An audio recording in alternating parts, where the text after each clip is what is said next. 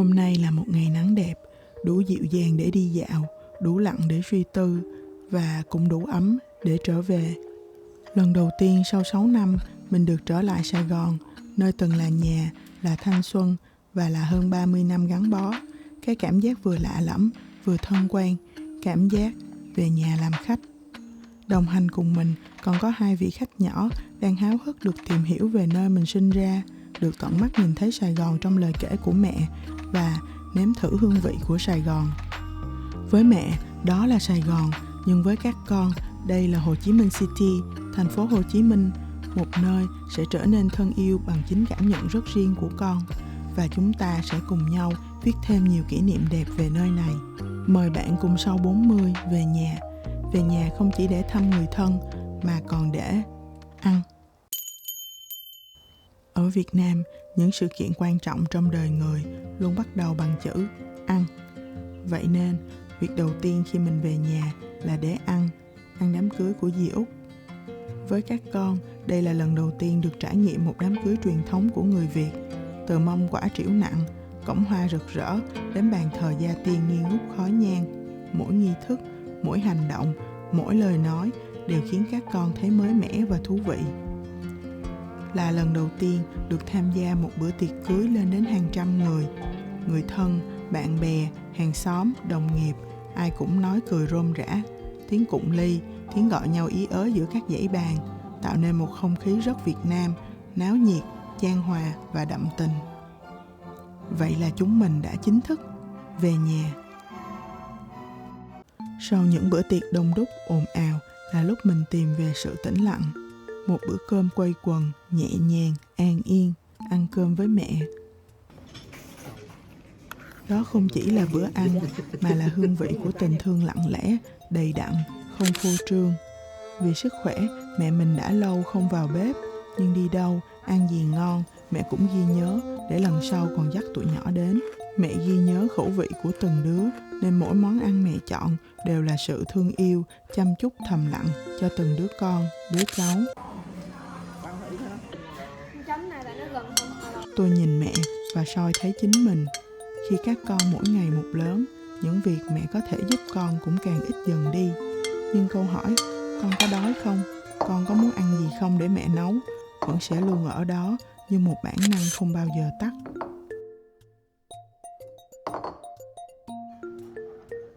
Bữa cơm với mẹ đơn giản, chậm rãi, nhưng là thứ khiến lòng mình đầy ắp nhất trong cả hành trình trở về. Sau những bữa cơm đủ đầy bên mẹ, mình lại muốn ăn thêm một chút. Ăn một chút gì để nhớ. Có những món ăn rất đổi bình dân, nhưng khi đi xa lại khiến người ta thèm đến cồn cào. Không hẳn vì quá ngon, mà vì đó là mùi vị của ký ức. Mẹ ăn để nhớ lại, còn con ăn để lần đầu biết. À, cái món trong lời kể của mẹ, vị nó là như thế này đây. Mình không chỉ tìm đến món ăn, mà tìm về một nhịp sống đã từng rất quen. Một Sài Gòn thường ngày, không vội vã, không hào nhoáng, nhưng ấm áp và đủ đầy theo cách riêng của nó. Là những buổi sáng tinh mơ đậm chất Sài Gòn, những quán ăn mở cửa từ rất sớm, từ phở bò, miến lươn, bánh canh cua, bánh canh bột gạo. Mỗi món là một chương nhỏ trong ký ức của mẹ. Đến với Sài Gòn, bạn sẽ không thể đói được. Là những buổi trưa oi ả, ngồi trong nhà, nghe tiếng rao tàu hũ đây, vọng vào từ đầu hẻm. Tiếng rao không lớn, nhưng đủ khiến cả con hẻm như khựng lại một nhịp. Tàu hũ mềm mịn, tan trên đầu lưỡi, nước đường gừng thơm nồng, ngọt nhẹ, ấm từ bụng lan đến tim.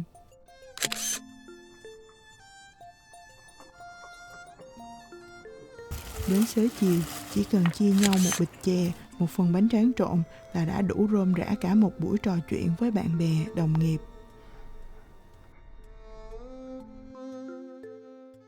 Đêm xuống, mình lại tìm đến quán ốc quen, ngồi bên dĩa ốc nóng hổi với đủ kiểu chế biến, nướng mỡ hành thơm béo, xào bơ tỏi đậm đà, hấp xả ớt cay nồng, hay chỉ đơn giản là luộc chấm mắm gừng.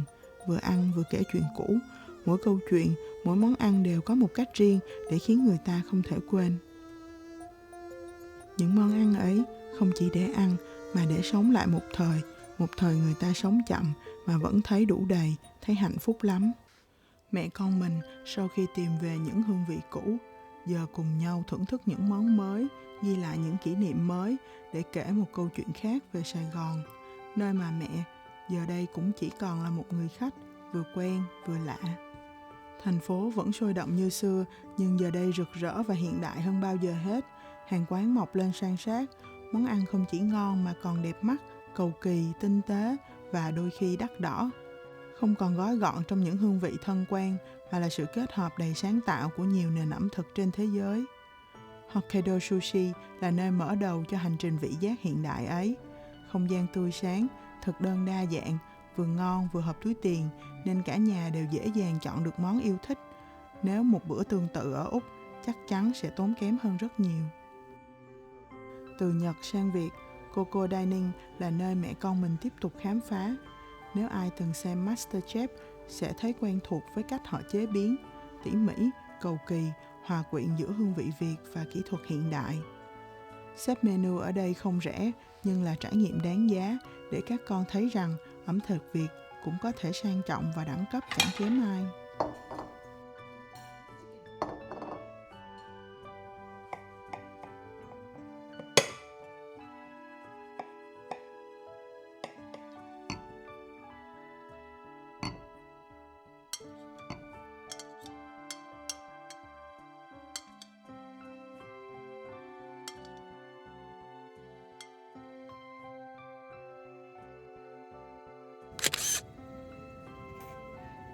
Ngày xưa, chỉ một chiếc bánh su Thiên Nga đã đủ khiến mẹ vui suốt cả ngày. Giờ đây, các con được thử những món tráng miệng lung linh, sống động, tinh xảo hơn rất nhiều. Thế giới trong mắt con cũng đã rộng hơn, cơ hội nhiều hơn và lựa chọn lại càng phong phú hơn.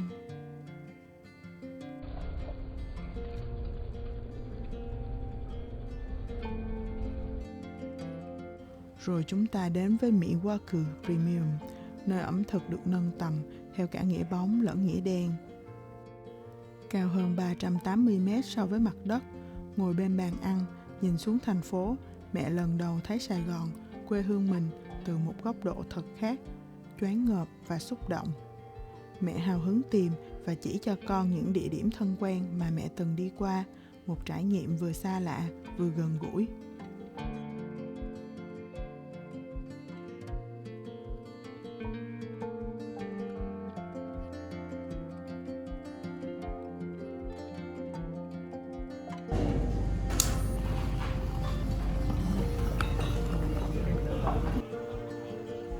Tối đến, cả nhà quây quần bên nồi lẩu nóng của Hai Đi Lao.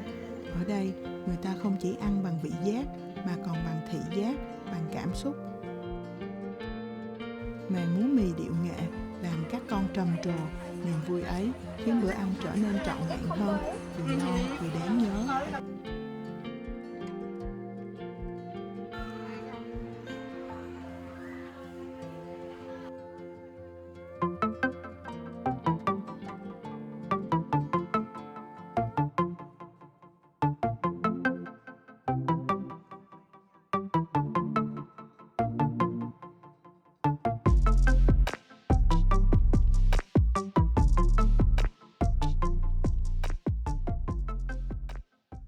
Cuối cùng là Pizza 4P, điểm kết thúc nhẹ nhàng cho chuyến du ngoạn ẩm thực của mẹ con mình.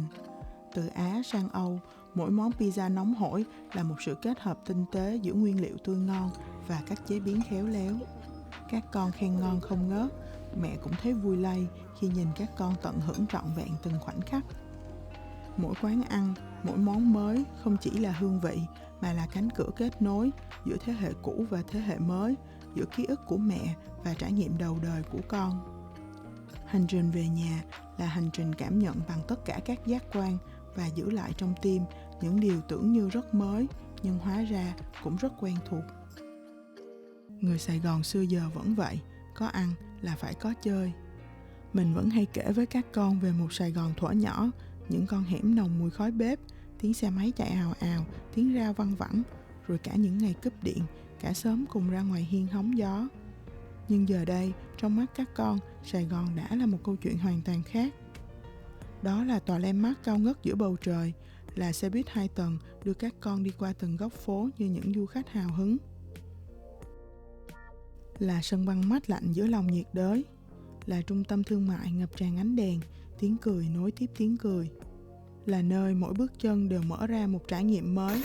Sài Gòn trong con không còn là những mảng màu mờ nhạt qua lời kể của mẹ, mà là một bức tranh sống động do chính tay con vẽ nên, bằng ánh mắt háo hức, bằng trái tim rộng mở không ngại trải nghiệm của mình.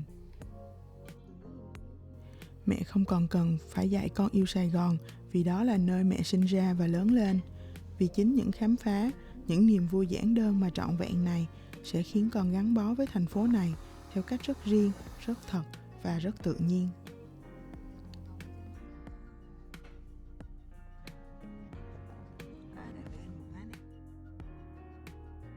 Nhìn chính ký ức của mình phản chiếu trong những điều con đang khám phá, cũng chính lúc đó mẹ hiểu rằng có lẽ điều đẹp đẽ nhất khi về nhà là được cùng các con viết nên những câu chuyện mới tinh từ những miền ký ức cũ. Hành trình về nhà làm khách mới chỉ bắt đầu. Nếu bạn lần đầu ghé qua, đừng quên đăng ký để tiếp tục đồng hành cùng Sau 40 trong chuyến đi vào tuần sau nhé. Tuần sau, chúng ta sẽ đến với một thị trấn nhỏ, nơi thời gian dường như chậm lại, nơi ba mẹ con mình đã trải nghiệm rất nhiều hoạt động thú vị như làm gốm, dán lồng đèn hay thả lên sông những điều ước nhỏ xíu. Cảm ơn bạn đã chọn xem nội dung trên kênh của mình. Hẹn gặp lại vào tuần sau nhé!